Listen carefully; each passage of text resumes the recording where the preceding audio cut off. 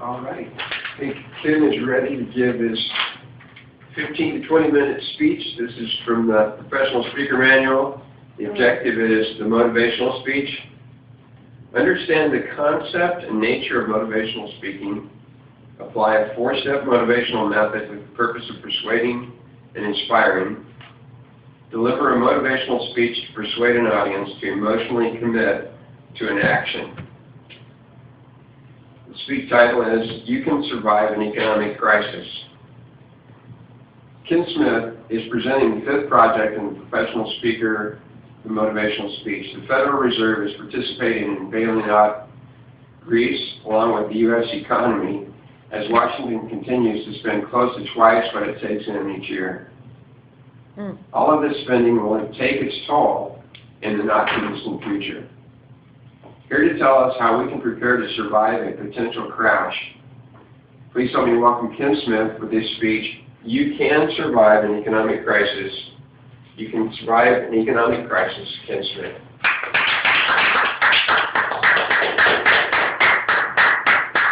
Thank you, Mr. Toastmaster. Fellow Toastmasters, and our most welcome guest, John, thank you for coming. I consider all of you to be my friends, and I want very much for all of us to survive if and when an economic crisis hits our country. To build upon Miley's speech, there's a principle in sales that in order to relieve someone of pain, you have to first put them in pain. So this is what I'm going to do. I'm going to explain where we stand right now. And it's really not a pretty picture. You don't get a lot of it on the news. But there is a tremendous amount of inflation in our currency. If you've gone shopping for food or gasoline, you've seen it. Unfortunately, the official government numbers ignore food and gasoline, the things we buy the most frequently in their official figures for the inflation rate. The inflation rate is not the same thing as inflation. Inflation, if I blow up a balloon, I've added to the air supply in the balloon. That's inflating. When the government borrows money or the Federal Reserve simply prints it, they are inflating the currency. Even if we haven't yet seen the prices go up yet, they are going to. Let's use a quick example. Let's say every one of us here makes a product that we can sell to someone else here for $200 a day. So each of us earns $200 a day. We have a balance system. There are 2, 4, 6, 8 of us here, so that's 4. 8 times. $1,600. Thank you. $1,600 market right now. And it all balances out. That's the amount of money in the system, and it pays for all the goods and services we want. But let's say the government comes in with an additional $1,000 and buys up some of these products. Well, there's now $2,600 in the market, and some of you cannot buy what you need because the government bought some of it up. So you are willing, because you really need it, to offer a little more or pay a little more if it's asked. This is where the prices start to increase. The money has to represent the goods and services available to be in balance. It's inflationary when more money is added to the system than goods and services are added to the system.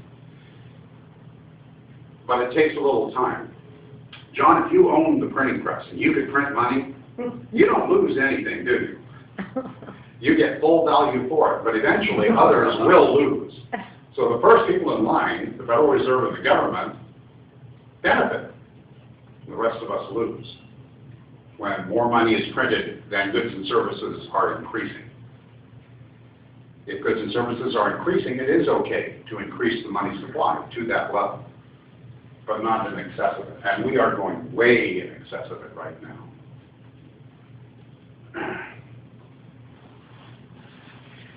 You might remember, if you learned in school about the Weimar Republic, when they went through a hyperinflation period. There literally was someone pushing a wheelbarrow full of paper money to a store to buy a loaf of bread. They got that bad. They took a 1,000-mark note and printed billion on it, stamped billion on it. So it was no longer 1,000, it was a billion. It went up 1,000-fold in value. Well, that was 1920s. We've learned a lot since then, haven't we? Not really. I remember when I was about 30, a group of my friends and I met some ladies, and we went out for a while and talked. They were from Argentina, and this was 1979, I believe it was, 78, June 78. Their inflation rate that year, or that month, I'm sorry, was 195%. What they were here to do was to buy, because tomorrow the money was going to be worth half of what it is today. And a lot of people were coming to America at that point from Argentina just to buy everything they could, to spend every dollar they had. This is what happens. If you have money in the bank right now and it's going to be worth half as much next year, doesn't it make sense to buy the things you want with it now instead of waiting next year and buying only half as much? So that's something that we have to consider as part of our preparation. I'll get more into preparation for this a little bit later. But that was 1978. Now, we've learned something since then, haven't we? No. Argentina, in 2001, went through another hyperinflation period. And there was a blog by somebody who lived through it. He's now in the United States. And he talks about how when they go into a store, there were people running around changing prices because the prices would go up 2 or 3 times a day on things. But because they were trying to do it so quickly, they were putting price tags over price tags. And the people caught on. You just peel the recent price tags off and buy for the lower price. But the banks would close. If you didn't get your money out, it was gone. What is then needed are barter economies, but in a different sense than a lot of barter that you're aware of today. Let's talk for a minute about the U.S. debt and deficit. First, the deficit is how much more the United States government spends each year than it takes in. Right now, we're spending about double of what we take in. The debt is the accumulation year after year of those deficits. And right now, the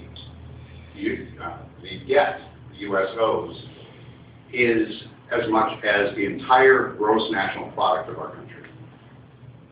And it's getting worse. And one of the problems, one of the reasons it keeps growing so high is in the 1970s, we passed a law called the Baseline Budget Act. And what that law says is it created the CBO, the Congressional Budget Office, and their job is to determine whether or not you're in balance for the next year or a deficit position. That's their job. But they have rules that they go by based on that Baseline Budget Act. And that is they take all of the money that was spent by every department, and department by department, they are to inflate that amount an average of 8%, regardless of whether or not it's needed. So if your department got $1 trillion last year, it'd be $1,800 billion, I guess. 8% more this year. Whatever you spent, you get an 8% on average increase. And they are required to call it a cut if it's only $1,700 billion. Now you and I know cut has a different word than that. It means less, doesn't it? Not less than what they would like it to grow as, but less than what it was. So I consider that kind of fraudulent too, because the American people get a different understanding when they say the budget was cut or slashed or draconian slashes when it only grew by 6% instead of 8%. But the problem with that is when we pass laws like the stimulus bill, it's money that was spent by another department. And their budget goes up that much plus 8% more than their total budget was the previous year automatically. So stimulus bills are not one-time things. They are permanently adding that amount and more to the debt.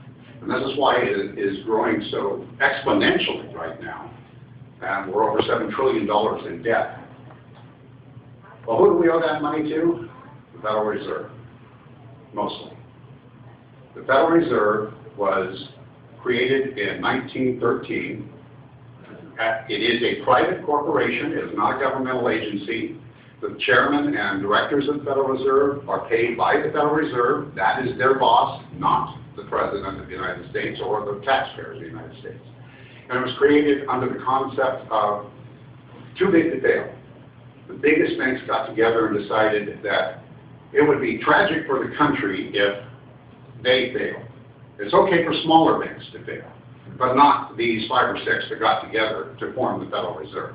And they got a senator, I forget which one offhand, to run it through Congress, and the Federal Reserve Act was passed, went into law in 1913.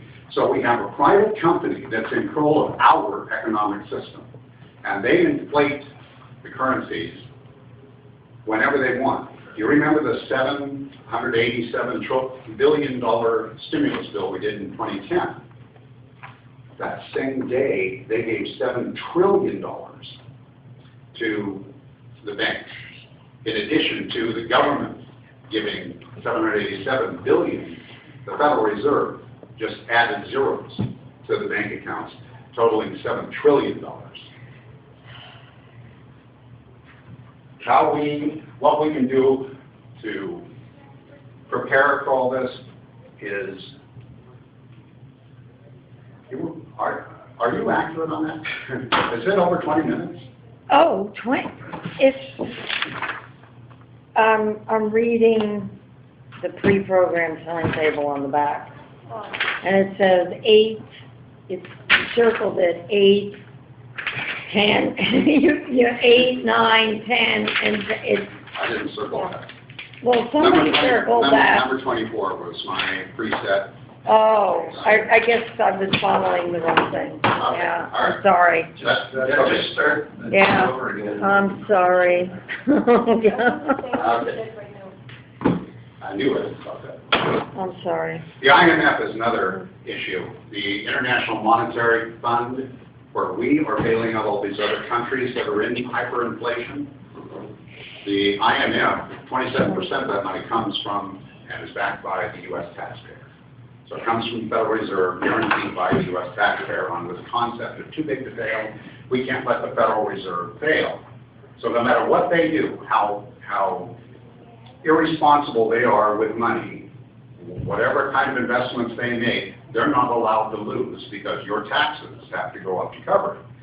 But in addition to that, everything that they do adds to the money supply, and we have ultimately our prices going up. So that's a secondary tax that we pay on. Because in effect, we are subsidizing the Federal Reserve just through the prices we pay for goods and services. If you remember, when I grew up anyway, there was something called MAD, M-A-D, Mutual Assured Destruction. This was the concept that we want the Russians to have as many nukes as we do, and we want to build both sides to enormous levels so that if a nuclear war started, it would wipe out all of planet Earth. The idea was no one would do it. No one would start a nuclear war if that was the only potential consequence. At the same time, though, people came up with the idea of MAED, Mutually Assured Economic Destruction. And this they've been promoting ever since, of tying countries together so if one collapses, it's a domino effect and all collapse. So every country, and that's part of why the IMF was created, every country has to bail out any other country regardless of how irresponsible they are. Well, if you reward behavior, you get more of it. And so there are many countries that are just irresponsible, who are just spending money, keeping it, whatever, taking money, and not investing it wisely. And we, as part of INF, the major part of INF, have to bail all of them out. And that too is adding to the inflationary cycle because it's more US dollars going out and being printed in order to go out. In Europe right now, there are 4 countries, the 4 southernmost countries of Europe. The acronym is PIGS, P-I-G-S, because it's Portugal, Italy, Greece, and Spain, are very irresponsible. Greece is the one that's always in the news right now, but if it falls, since they're all tied together, the Euro Union will fall, and the other 3 to go will be the other 3 as part of the acronym PIGS, Spain, and Portugal, and Italy.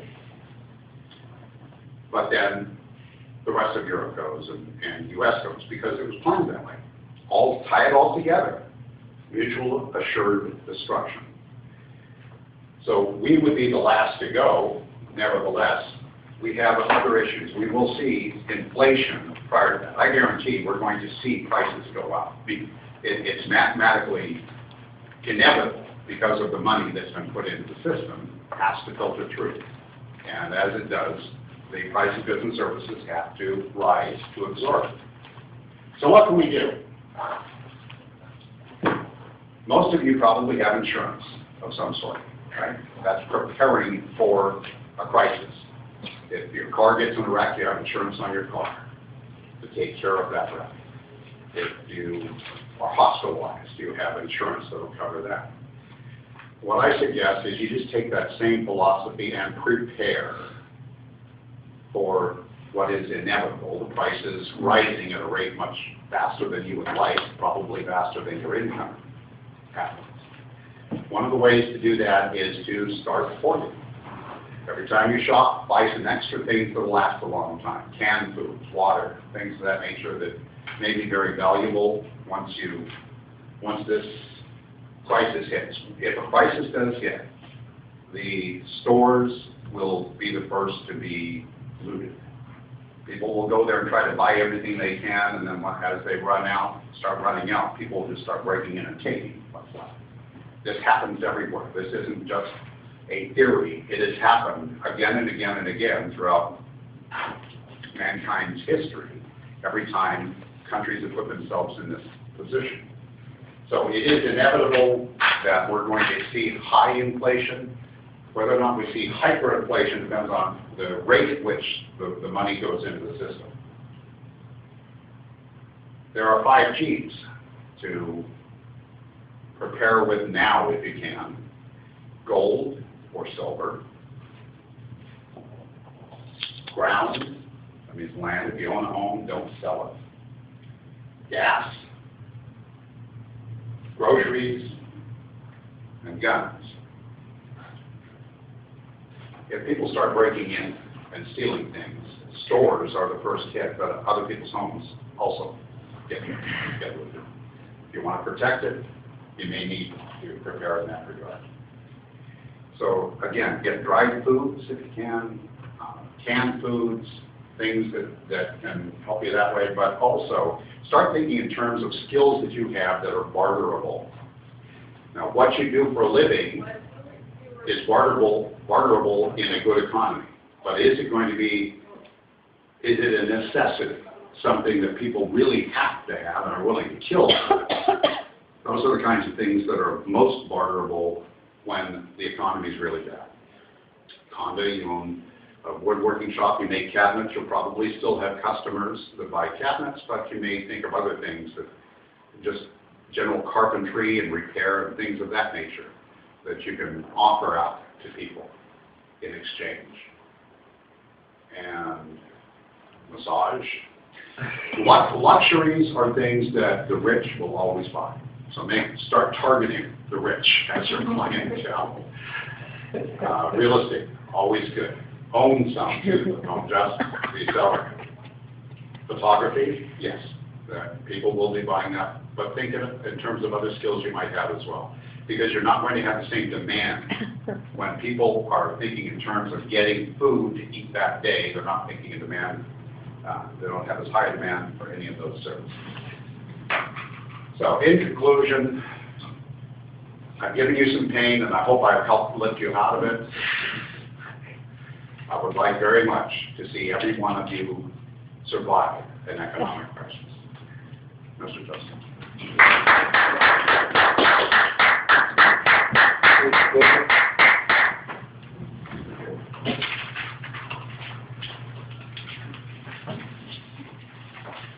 Take a little time to write comments, Ken.